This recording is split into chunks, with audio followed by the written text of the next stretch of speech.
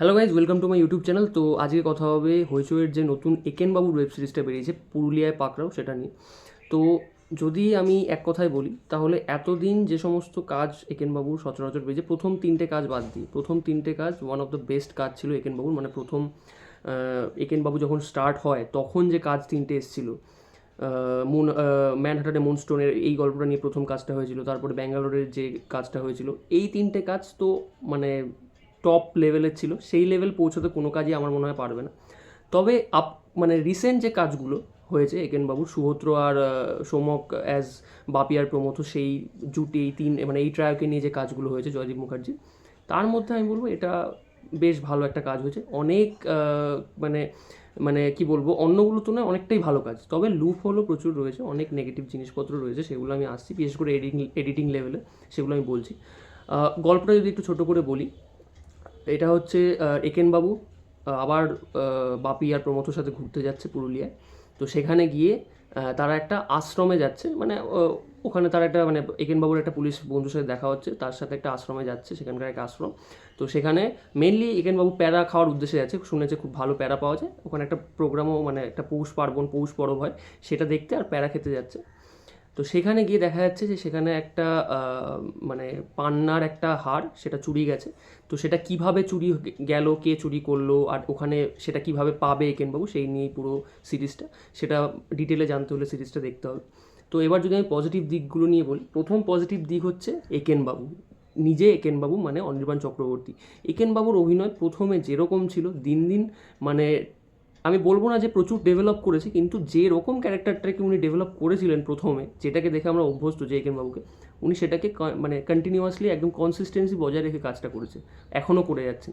সেই একই রকম হিউমার সেন্স, একই রকম ডায়লগ ডেলিভারি, একদম প্রপার একেনবাবু যেটাকে বলে, আমরা যে একেনবাবুকে দেখে অভ্যস্ত। যে মাটন খেতে না পেরে তার যে হতাশা। এছাড়া একটা বাচ্চা আছে এখানে, সোমবুদ্ধ ক্যারেক্টারটা, আমি অরিজিনাল নামটা তার জানি না, বাচ্চাটা খুব ভালো অভিনয় করেছে বাচ্চাটা। সেই বাচ্চাটার সাথে তার যে কেমিস্ট্রিটা, যে মাঝে মধ্যে টাসেলটা, দারুণ লাগছে দেখতে। মানে অনির্বাণ চক্রবর্তী হ্যাটস অফ, খুব সুন্দর কাজ করেছে, একদম প্রমিনেন্টলি পুরো কনসিস্টেন্সি বজায় রেখে কাজ করেছে। কিছু কিছু জায়গায় হয়তো সেটা স্ক্রিন প্লের দোষ, সেটা অনির্বাণ চক্রবর্তীর দোষ না, কিছু কিছু জায়গায় একটু বেশি মনে হয়েছে যে ছ্যাপলামোটা বেশি হয়ে যাচ্ছে, এখানটা এটা না দিলে হতো, যেটা আমার মনে হচ্ছে, আমার পার্সোনাল মতামত। একটু বেশি মানে ইয়ার্কি হয়ে যাচ্ছে, একটু সিরিয়াস জায়গায় মানে সেখানে ইয়ার্কি ঠিক আছে, এক আধবার ঠিক আছে, কিন্তু বারবার সেটা ভালো লাগে না। কিন্তু অনির্বাণ চক্রবর্তী অসাধারণ কাজ করেছে, সুভদ্র, সোমক, ওদের মানে সোমকের ক্যারেক্টারটা এখানে এমনই যে সোমকের করার সেরকম কিছু নেই, নর্মাল, মানে সোমক যেরকম রিয়েল লাইফে যেরকম সোমক, একদম প্রমথ একদম একদম সেম, মানে সেই ছাঁচে ফেলে দিয়েছে আর কি।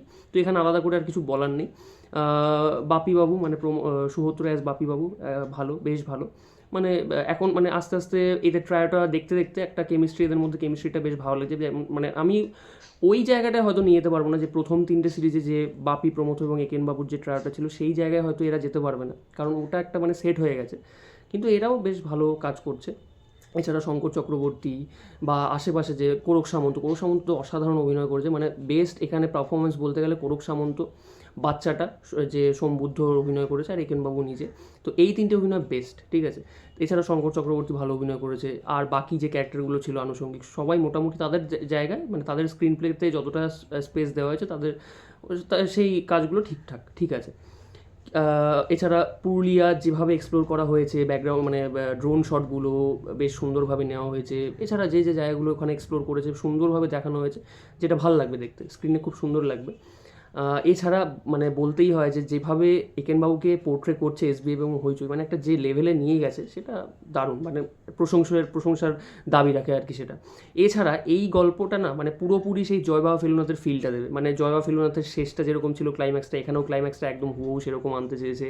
সেই রকমই মানে জয়বাবা ফেলুনাথ যেমন বোঝা যাচ্ছিল যে কে মানে এর সাথে জড়িত, কোনো সেই অর্থে সাসপেন্স ছিল না, কিন্তু দেখতে ভালো লাগছিলো যেভাবে ফেলুদা এক্সিকিউট করছিল, আস্তে আস্তে অপরাধীর কাছে পৌঁছচ্ছিল।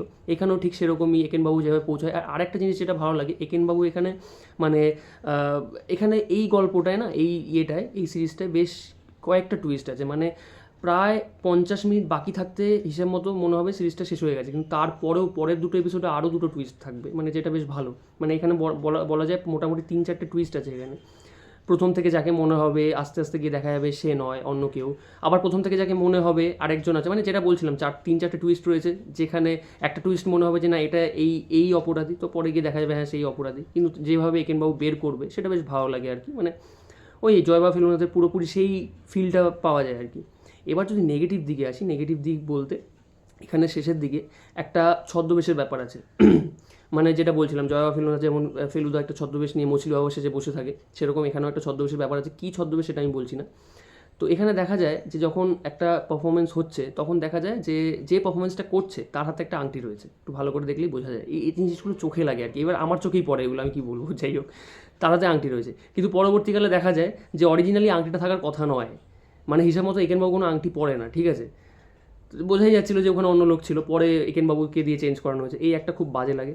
আর একটা জায়গায় প্রথমে একটা খাতা, সম্বুদ্ধর খাতা একেনবাবুকে দেওয়া হয় দেখার জন্য, নর্মাল এমনি খাতা দেখার জন্য। সেখানে একটা পেজে একটা না কিছু নাম্বার লেখা থাকে। প্রথমে যে নাম্বারটা লেখা থাকে, পরে যখন নাম্বারটা দিয়ে একটা ভালো, মানে নাম্বারের কিন্তু গুরুত্ব রয়েছে, মানে এমন নয় যে নাম্বারটা মানে জাস্ট এমনি দেখিয়েছে, নাম্বারে একটা বড় সড়ো গুরুত্ব রয়েছে শেষের দিকে ক্লাইম্যাক্সে। তো সেটাকে ভুলভাল বলছে। প্রথমে লেখা ছিল 38 76 306, পরে সেটাকে বলছে 37 78 306। মানে পুরো ওই 37 78 306 দিয়ে পুরো সলভ হলো, কিন্তু ওদিকে 38 76 306 লেখা খাতায়, আর সেটা দেখাচ্ছেও দুবার করে। কী বাজে লাগে, মানে এই জিনিসগুলো চোখে লাগে বিশাল। এই এডিটিংগুলো একটু সাবধানে করা উচিত, মানে তুমি যখন এত ভালো একটা সিরিজ বানাচ্ছ, আর একেনবাবু এখন যেরকম ফ্র্যাঞ্চাইজি হয়ে গেছে, তো এই জিনিসগুলো, এই ছোটো ছোটো জিনিসগুলোর উপর একটু নজর দেওয়া উচিত আমার মনে হয়। এছাড়া বাকি জিনিসপত্র যে হিউমারগুলো এখানে ইউজ করেছে বেশ ভালো, বেশ মজা লাগে। আমি তো বেশ হেসেছি, মানে হিউমারগুলো সত্যিই মানে মনে হয় না যে জোর করে হাসাচ্ছে, বেশ ভালো লাগে যেগুলো। এছাড়া একেনবাবুর হ্যাংলামিটা দিন দিন বেড়ে যাচ্ছে, সেটা বোঝা যায়। তো যাই হোক, মানে খাদ্য রসিকতাটা একটু বেড়ে যাচ্ছে। তো এই কিছু কিছু জিনিসগুলো ঠিক রাখলে, এছাড়া এখানে ক্যারেক্টারগুলোকে ভালো করে এস্টাবলিশ করা হয় না। স্বাভাবিক 7টা এপিসোডের মধ্যে 3 ঘন্টা রানিং টাইম, তো তার মধ্যে এতগুলো ক্যারেক্টারকে ভালো ভালো করে এস্টাবলিশ করা যায় না। যখন ইয়েগুলো দেখায়, মানে আগের দৃশ্যগুলো কিছু কিছু দেখায়, সেগুলো আমার মনে হচ্ছে আরেকটু বেশি স্পেস দিলে ভালো হতো। তো এইগুলো আমার কিছু নেগেটিভ পয়েন্ট লেগেছে, যার ফলে মানে ক্যারেক্টারগুলোর সাথে এঙ্গেজমেন্টটা ভালো হয় না। যদি ক্যারেক্টারগুলোকে আরেকটু এস্টাবলিশ করতো, এঙ্গেজমেন্টটা একটু ভালো হতো। আর যেগুলো বলছিলাম এডিটিং প্রবলেমগুলো, আংটি একবার দেখাচ্ছে আংটি আছে, একবার দেখাচ্ছে নেই। ওই ক্লাইম্যাক্সটা আরও সুন্দর করে করা যেত, ওই রানিং সিকোয়েন্সটা, একটা চেজিং সিন আছে, ওটা আরও সুন্দর করে করা যেত। এছাড়া যেটা বলছিলাম ওই 38 76 306 আর 37 78 306, ওটা খুবই চোখে লাগে, খুব বাজে লাগে যেটা দেখতে। মানে বড় বড় করে দেখা যাচ্ছে নাম্বারটা, আর পরে একেনবাবু বলছে নাম্বারটা অন্য। তো যাই হোক, এইগুলো ছাড়া বাকি মোটামুটি সিরিজটা বেশ ভালো হয়েছে। আর পুজোয় একটা বড় সড়ো সিনেমা আসছে একেনবাবুর, কেরালায় কুরুক্ষেত্র, ওটা অ্যানাউন্স হয়ে গেল এই সিরিজের শেষে। আর মানে সিরিজটাকে যেভাবে শেষ করেছে সেটা ওই সিনেমার একটা রেস ধরে আর কি। তো যাই হোক, এই ছিল আমার রিভিউ। যারা ওয়েব সিরিজটা দেখেছো তারা কমেন্টে জানাও কেমন লেগেছে, আর যারা দেখোনি তারা অবশ্যই গিয়ে দেখো। তো চলো, আজকের মতো টাটা, বাই বাই।